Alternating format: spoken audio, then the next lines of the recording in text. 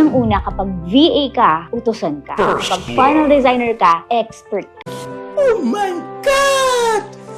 Wow! ka. Hi guys! Welcome back to EB University and gagawa na tayo ng reaction video about this idol natin. To be honest guys, nagtitrending si ate kasi medyo may nabitawan si ate about sa mga VA na medyo na-hurt ang feelings ng mga VA community.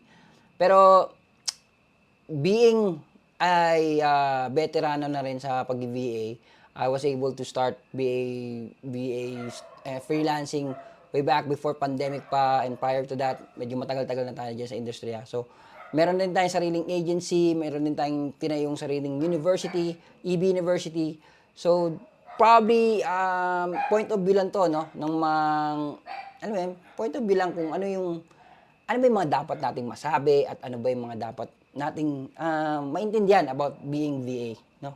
So, pakinggan natin si ate. Anong mas magandang career? VA or funnel design? Let me explain. Unang-una, kapag VA ka, utusan ka. Kapag funnel designer ka, expert ka. Ikaw Okay guys, no, medyo first blood, no? First blood tayo, first blood, no? Note lang natin yun, no? Pag BA ka, utusan ka, siguro isang tira ko na lang gagawin. Pero, pakinggan mo natin siya. Kasi napanood ko na siya eh. Gusto ko lang maipaliwanag sa inyo na mas maayos para mas maintindihan ng lahat. pa ang hihinga ng client mo ng advice at ikaw mismo ang magsasabi sa kanya na ito ang gagawin natin. Yon, okay, dun. Guys, intindihin muna natin yung sinasabi ni ate na pag BA ka, utusan ka, medyo harsh nga naman yun. So, lahat naman ng VA, lahat ng freelancer are, even you are an agency owner na, and also medyo, alam mo yun, marami ka nang napatunayan sa mundo ng VA. At the end of the day, yung client natin, they're the ones paying us.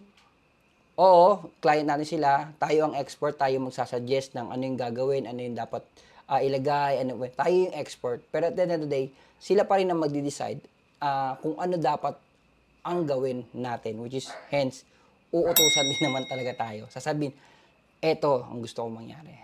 So, ganun pa rin yun. Kaya, normal lang yun. Siguro, hindi ko binabash si ate, hindi ko binabash si ate. Ako, sales guy din ako. Si ate is, kung may-ari siya ng coaching program, may-ari siya ng kumpanya, coach din yan si ate. So, bilang coach and bilang sales person, minsan may mga nasasabi rin tayong hindi natin intensyon, baga hindi natin sinasadya. Huwag naman natin masyadong bugbugin si ate. Dapat ganito, sinabi mo ganito. Tama yun, guys. Tama yung mga netizen natin yan, mga VA dyan. Dapat mas maganda pa yung pagka-deliver. Pero like what I mentioned, wala naman perfecto. Pagbigyan natin si ate, normal lang naman yan na magkamali tayo ng pagsabi. Or minsan, baka hindi yun ang intention niya. No? So tuloy lang natin. Second, kapag nag-VA ka, you're still trading time for money. Nag-freelance ka nga para maging free, pero parehas pa rin naman, nasa bahay ka lang. But, What? Bro, what are you talking about, man? Okay, good. Siguro hindi ko na masyadong tutuloy, no? Kasi ang haba na to eh. VA trading time for money. Okay, tama yon, pero hindi naghahanggan sa ganong sitwasyon. Okay, let's say, ako ay isang GHL, ClickFunnels, website designer, or even media buyer, or any kind of niche ng pagiging VA or freelancer. I'm charging $8, $6, $10 an hour. Then after 8 hours sa full-time client, meron na naman akong 4 hours na client na isusunod ko. So, yan, possible yan. Trading time for money. Pero, alam mo yung mga lawyer, guys? Yung mga lawyer, meron sila natawag na retention na hindi mo naman sila kailangan buong isang buwan, pero you need them on the team. So, we are paying them to 20,000, 30,000 just to be on the phone pagka kailangan natin. Tapos pag kailangan natin silang isama sa meeting, sasama natin sila sa meeting. Ganon din sa VA, guys. Pwede rin tayo magkaroon ng retention package. Kasi nga, gaya na sinasabi ko, sa mundo ng VA, sa mundo ng freelancing, guys, ikaw na kasi yung solution, no? Ikaw na yung package. Pagkatapos mo pag-aralan yung mga skill mo nang galing sa YouTube, sa mga courses, sa sarili mong experience, at the end of the day, ikaw na yung magiging solution. Ikaw na yung package. So, pwede mong i-offer yung sarili mo na retention. Like, for example, $600 per month na retention fee. At pag may kailangan kayo, tawagan nyo lang ako Mondays to Fridays, makakontakt nyo ako at mapapagawa nyo sa aking task. Tapos, 600, 800, 1,000. I suggest medyo babaan nyo lang kasi pag masyadong mataas, hahanapan kayo ng masyado na kayo hahanapan ng client kung, ay teka, gumagastos ako ng $2,000 dito. Might as well, i-utilize to. Discarte nyo rin yun. Pero sa akin kasi, sa point of view ko, sa experience ko, having my own agency, maliit lang yung charge ko, mga 600, minsan nga 400 pa nga $800, 1,000, tapos 3 yan o 4 yan na client ko. Tapos lahat yan, papagawa ng panel, papagawa papa-edit ng video, papa-edit ng picture. So, at least yon retention yon, hindi yun changing your time for money situation. So, isa yan sa mga matutunan nyo dito sa... And again, kung gusto nyo pang tuloy natin.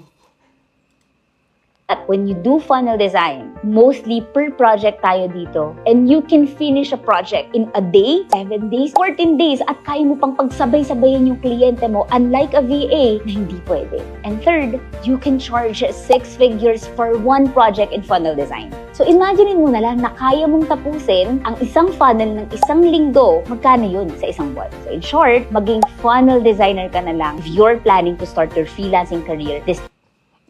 Okay.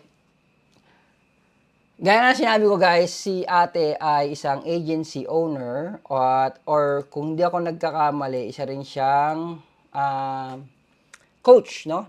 Nagbebenta siya ng mga coach, ng mga program. At ang product line nila is yung funnel builder. So, sa point of view niya bilang sales ng ganung product line, syempre, ini-encourage niya kayo.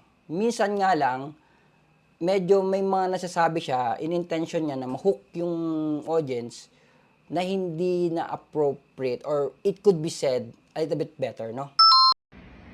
Aray ko! Pero, guys, pakiusap lang.